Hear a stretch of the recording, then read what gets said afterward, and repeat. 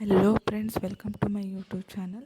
ಇವತ್ತು ಕೂಡ ನಾನು SSCGDಯ 2025 ಕ್ವಶನ್ ಪೇಪರನ್ನು ನಿಮ್ಮ ಮುಂದೆ ತಂದಿದ್ದೀನಿ ನೋಡಿ. ಲಾಸ್ಟ್ ವಿಡಿಯೋದಲ್ಲಿ 1ರಿಂದ 10ರವರೆಗೆ ಕ್ವಶನನ್ನು ನಾವು ಡಿಸ್ಕಷನ್ ಮಾಡಿದ್ದೀವಿ. ಇವತ್ತು 10ರ ನಂತರ 10ರಿಂದ 20ರವರೆಗೆ ಕ್ವಶನ್ನು ನಾವು ಡಿಸ್ಕಷನ್ ಮಾಡುವ. ಪ್ರತಿ ಎಕ್ಸಾಮ್ನಲ್ಲೂ ರೀಸನಿಂಗ್ ಬಗ್ಗೆ 20 ಕ್ವಶನ್ ಇದ್ದೇ ಇರುತ್ತೆ. ಪರ್ 2 ಮಾರ್ಕ್ಸ್ ಅಂತೆ, ಒಂದು ಕ್ವಶನಿಗೆ 2 ಮಾರ್ಕ್ಸ್ ಅಂದರೆ 40 ಮಾರ್ಕ್ಸಲ್ಲಿ ಇರುತ್ತೆ. ನೀವು 20ಕ್ಕೆ 20 ಕ್ವಶನ್ನು ಕರೆಕ್ಟ್ ಮಾಡ್ಬೋದು, ಅಷ್ಟು ಈಸಿ ಇರುತ್ತೆ. ಅದರಲ್ಲಿ ನಿಮಗೆ 40 ಮಾರ್ಕ್ಸ್ ಸಿಕ್ತು ಅಂದರೆ ನೀವು ಆರಾಮಾಗಿ ಎಕ್ಸಾಮನ್ನು ಕ್ಲಿಯರ್ ಮಾಡ್ಬೋದು. ಈ ಕ್ವಶನ್ ಪೇಪರ್ ಪ್ಯಾಟರ್ನ್ ಯಾವತ್ತೂ ಡಿಟ್ಟೋ ಸೇಮ್ ಇರುತ್ತೆ ನೋಡಿ. ಈ ಕ್ವಶನ್ ಪೇಪರನ್ನೇ ನೀವು ಆದಷ್ಟು ಬಿಡಿಸ್ತಾ ಹೋದರೆ ಎಕ್ಸಾಮ್ ಕ್ಲಿಯರ್ ಮಾಡೋದು ಪಕ್ಕ ಆಗುತ್ತೆ. ಸೊ ಅದಕ್ಕೆ ನಾನು ನಿಮಗೆ ಆದಷ್ಟು ಕ್ವಶನ್ ಪೇಪರನ್ನು ಬಿಡಿಸಿ ಎಕ್ಸ್ಪ್ಲೇನ್ ಮಾಡ್ತಾ ಇರೋದು. ಫಸ್ಟ್ ಕ್ವಶನನ್ನು ನೋಡುವ. ಫಸ್ಟ್ ಕ್ವಶನ್ ನೋಡಿ, ಈ ಥರ ಚಿತ್ರವನ್ನು ಕೊಟ್ಟಿದ್ದಾರೆ. ಚಿತ್ರ ಕೊಟ್ಟರೆ ನೆಕ್ಸ್ಟ್ ಇದರಲ್ಲಿ ಯಾವುದು ಬರುತ್ತೆ ಅಂತ ಕೇಳಿದ್ದಾರೆ. ಇದನ್ನು ನೋಡ್ತಾ ಹೋಗಿ. ಫಸ್ಟ್ $2, $1, $1 ಅಂದರೆ ಡಾಲರ್ ಕಂಟಿನ್ಯೂಲಿ ಬರುತ್ತೆ. ನೆಕ್ಸ್ಟ್ ಪರ್ಸೆಂಟೇಜ್ 2 ಕೊಟ್ಟಿದ್ದಾರೆ, 1 ಅಂದರೆ ಪರ್ಸೆಂಟೇಜ್ 1 ಕಂಟಿನ್ಯೂ ಇರುತ್ತೆ. ನೆಕ್ಸ್ಟ್ 3 ತ್ರಿಭುಜ ಇದೆ, ನೆಕ್ಸ್ಟ್ 2, ಆಮೇಲೆ 1 ತ್ರಿಭುಜ ಕಂಟಿನ್ಯೂ ಇರುತ್ತೆ. ನೆಕ್ಸ್ಟ್ ಇದು 4 ರೌಂಡ್ ಇದೆ, ನೆಕ್ಸ್ಟ್ ಅಂದರೆ 3 ರೌಂಡ್ ಬರುತ್ತೆ. ಫಸ್ಟ್ ಈ ಥರ ಯಾವ್ದಿದೆ ಅಂತ ನೋಡುವ. ಇಲ್ಲಿ ನೋಡಿ, ಇಲ್ಲಿ 2 ತ್ರಿಭುಜ, ಸೊ ಕ್ಯಾನ್ಸಲ್ ಆಯಿತು. ಇದರಲ್ಲಿ 3 ಇದೆ ಅಲ್ವಾ. ಇದು 2 ತ್ರಿಭುಜ, ಸೊ ಕ್ಯಾನ್ಸಲ್ ಆಯಿತು. ಇವೆರಡು ಉಳಿತಲ್ವ ಈಗ. 3 ರೌಂಡ್ ಇದೆ, ಇದರಲ್ಲಿ ಹೆಚ್ಚಿದೆ, ಸೊ ಕ್ಯಾನ್ಸಲ್ ಆಯಿತು. So 4th one is answer.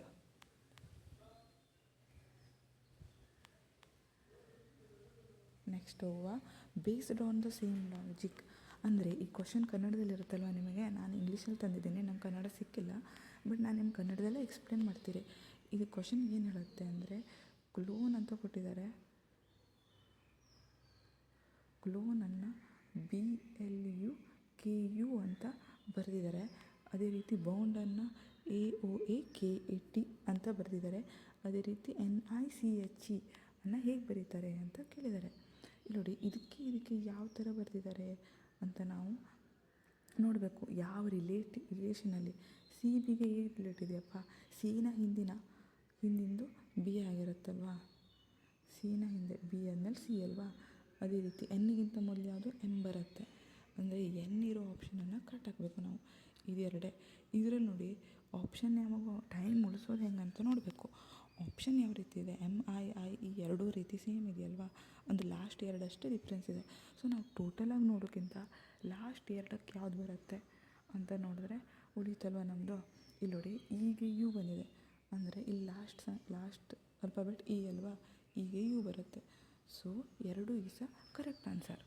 ಇಷ್ಟೇ ಸಾಲ್ವ್ ಮಾಡೋದಿರುತ್ತೆ. ನೆಕ್ಸ್ಟ್ ಕ್ವಶನ್ ನೋಡಿ, ಇದೇ ರೀತಿ ಕೊಟ್ಟಿದ್ದಾರೆ. SBCF ಅನ್ನು RADG ಅಂತ ಕೊಟ್ಟಿದ್ದಾರೆ. ಅದೇ ರೀತಿ GUAX ಅನ್ನು ಯಾವ ರೀತಿ ಬರೆಯುವುದು ಅಂತ ಕೊಟ್ಟಿದ್ದಾರೆ. ಇದು ಇದೇ ರೀತಿ ಬರುತ್ತೆ ಅಂತ ಕೊಟ್ಟಿದ್ದಾರೆ. ನೀವು ಮೇನ್ ಏನು ಕ್ವಶನ್ ಕೊಟ್ಟಿದ್ದಾರೆ ಅದನ್ನೇ ನೀವು ಕಾನ್ಸಂಟ್ರೇಷನ್ ಮಾಡಬೇಕು. ಇದು ನೋಡಿ, ಇದಕ್ಕೆ ಯಾವ ರಿಲೇಟಿವ್ ಇರುತ್ತೋ ಇದರ ನಂತರ ಬರೋದಕ್ಕೂ ಅದೇ ರಿಲೇಷನ್ ಇರುತ್ತೆ. ಇದು ನೋಡಿ, R ಆದಮೇಲೆ S ಅಲ್ವಾ ಅಲ್ಫಾಬೆಟಿಕಲ್ಲಿ, A ಆದಮೇಲೆ B. ಅದೇ ರೀತಿ Gನ ಹಿಂದಿಂದು ಅಲ್ಫಾಬೆಟ್ F G ಅಲ್ವಾ. F ಎಲ್ಲ ಇದರಲ್ಲೂ ಇದೆ ಅಲ್ವಾ. ನೆಕ್ಸ್ಟ್ Uನ ಹಿಂದೆ TU. FT ಅಂದರೆ ಇದು ಆಪ್ಷನ್ ಬರಲ್ಲ ಅಂತ ಅರ್ಥ. ನೆಕ್ಸ್ಟ್ 3 ನೋಡಿ, ಇದು ನೋಡಿ ಉಲ್ಟಾ ಇದೆ. C ಆದಮೇಲೆ D ಇದೆ ಅಂದರೆ A ಆದಮೇಲೆ B ಬರುತ್ತೆ, ಅಂದರೆ ಈ ಆಪ್ಷನ್ ಹೋಯ್ತಲ್ವಾ. ನೆಕ್ಸ್ಟ್ F ಆದಮೇಲೆ G ಇದೆ ಅಂದರೆ X ಆದಮೇಲೆ Y is a correct answer. FTBY is a correct answer. ಇದರಲ್ಲೂ ಕೂಡ Y ಇದೆ ನೋಡಿ. ಇದು ಆನ್ಸರ್ ಒಂದು ಆಪ್ಷನ್ನು ಆಯಿತಾ. ನೆಕ್ಸ್ಟ್ ಕ್ವಶನ್ಗೆ ಹೋಗುವ. ನೆಕ್ಸ್ಟ್ ಕ್ವಶನ್, 7 people LMNOPQ ಅವರನ್ನು 7 ಜನ ಒಂದು ಸ್ಟ್ರೇಟ್ ಲೈನಲ್ಲಿ ಕೂತಿದ್ದಾರೆ. ನಾರ್ತಿಗೆ ಫೇಸ್ ಮಾಡಿ ಅಂದರೆ ಉತ್ತರ ದಿಕ್ಕಿಗೆ ಫೇಸ್ ಮಾಡಿಕೊಂಡು ಕೂತಿದ್ದಾರೆ. ಈ ಕಡೆ ಮುಖ ಹಾಕಿ 7 ಜನ ಕೂತಿದ್ದಾರೆ. 7 ಜನ ಆದ್ರಲ್ವಾ. M sitting to the immediate left of P. O is sitting to the immediate left of Q. ಅಂದರೆ ಎಮ್ ಪಿನ ಎಡಗಡೆ ಕುಂತಿದ್ದಾನೆ, ಓ ಕೂಡ ಕ್ಯೂನ ಎಡಗಡೆ ಕುಂತಿದ್ದಾನೆ, ಆರ್ ಸಿಟ್ಟಿಂಗ್ ಇಮಿಡಿಯೇಟ್ ಪಿನ ಬಲಗಡೆ ಕುಂತಿದ್ದಾನೆ ಮತ್ತು ಎಲ್ನ ಎಡಗಡೆ ಕುಂತಿದ್ದಾನೆ. ಇದನ್ನು ಏನು ಮಾಡ್ತಾ ಹೋಗ್ಬೇಕು ಗೊತ್ತಾ, ಹೀಗೆ ಕಾಮನ್ ಆಗಿ ಬರೀಬೇಕು. M is sitting to the immediate left of P. P ಇಲ್ಲಿದ್ದಾನೆ ಅಂದರೆ ಪಿನ ಎಡಗಡೆ ಎಮ್ ಇರ್ತಾನೆ. ನೆಕ್ಸ್ಟ್ ಎಮ್ ಪಿ ಎಲ್ಲಿ ಬಂದಿದೆ, ಹಾಂ, R is sitting to the immediate right of P. ಅಂದರೆ ಈ ಸೈಡ್ ಆರ್ ಬರ್ತಾನೆ ಅಂತ ಅರ್ಥ. ಅಂದರೆ ಎಮ್ ಪಿ ಬಂತು ಅಂದರೆ R immediate right of R is sitting to the immediate right of P. ಇದು ಹೋಯ್ತಾ. M is sitting to the immediate left of P. ಇದು ಹೋಯ್ತಾ. And immediate left of L. ಎಲ್ನ ಲೆಫ್ಟಲ್ಲಿ ಅಂದರೆ ಎಲ್ ಇಲ್ಲಿ ಬಂತು ತಾನೆ. ನೆಕ್ಸ್ಟ್ ಇವು ಹೋಯ್ತಾ. N is sitting to the immediate right of L. ಎಲ್ನ ರೈಟಲ್ಲಿ ಎನ್ ಇದ್ದಾನೆ ಅಂತ ಅರ್ಥ. Next O is sitting to the immediate left of Q. And immediate N is sitting to the immediate right of L. ಎಲ್ನ ಬಲಗಡೆ ಇದ್ದಾನೆ ಮತ್ತು immediate left of O. ಅಂದರೆ M P R L N O. ಈ ಥರ ಒಂದು pattern ಆಯಿತಾ. ಈಗ ಮೇಲೆ ಹೋಗಬೇಕು. O is sitting to the immediate left of Q. O is sitting to the immediate left of Q.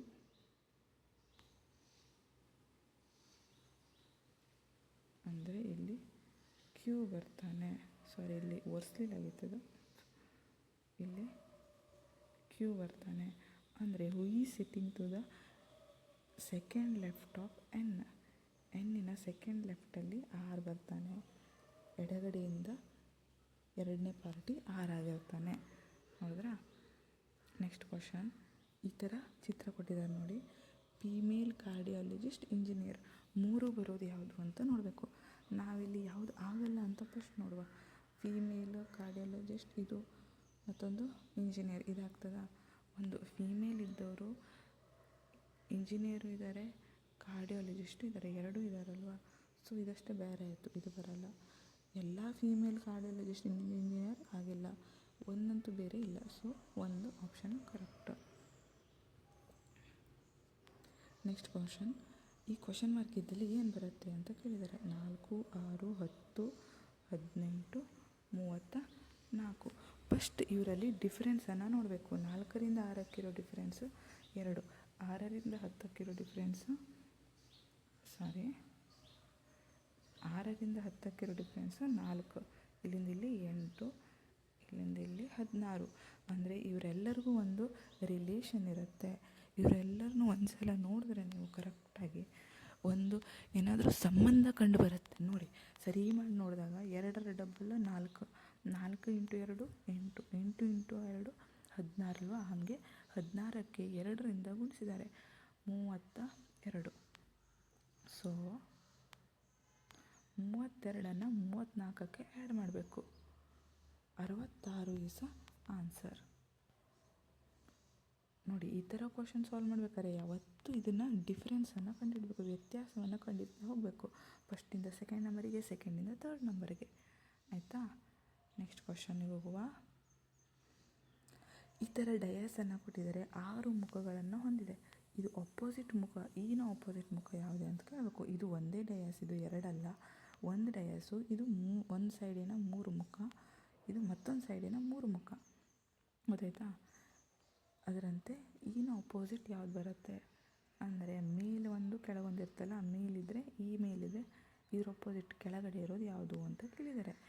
ಈ ಥರ ಸಾಲ್ವ್ ಮಾಡಲಿಕ್ಕೆ ಒಂದು ಟ್ರಿಕ್ ಇದೆ. ಯಾವತ್ತು ಕ್ಲಾಕ್ ವೈಸ್ ಅಥವಾ ಆ್ಯಂಟಿ ಕ್ಲಾಕ್ ವೈಸಲ್ಲಿ ತೊಗೋಬೇಕು. ಆ್ಯಂಟಿ ಕ್ಲಾಕ್ ವೈಸ್ ಅಂದರೆ LRT. ಫಸ್ಟ್ L, ಆಮೇಲೆ R, ಆಮೇಲೆ T. Next ORA. ಒಂದ್ರ ಕೆಳಗಡೆ ಒಂದು ಬರಬೇಕು. ಎಲ್ನ ಅಪೋಸಿಟ್ O ಆಗಿರ್ತದೆ, ಟಿನ ಅಪೋಸಿಟ್ ಎ. ಇವೆರಡು ಸೇಮ್ ಇದರಿಂದ ಯಾವ ಅಲ್ಫಾಬೆಟ್ ಉಳೀತು ಇದರಲ್ಲಿ? ಇ ಅನ್ನೋ ಅಲ್ಫಾಬೆಟ್ ಉಳೀತು. ಸೊ ಆರ್ನ ಅಪೋಸಿಟ್ ಫೇಸ್ ಇ ಆಗಿರ್ತದೆ. So answer is E. Answer is E.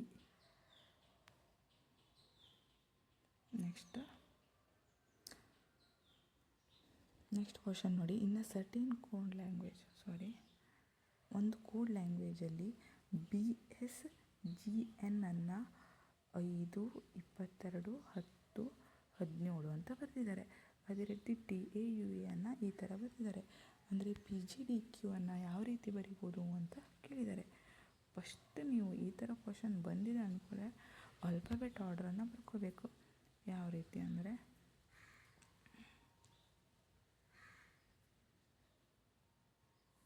ಈ ಥರ ABCDE 5 ಲೀಸ್ಟಲ್ಲಿ ಬರ್ಕೋಬೇಕು.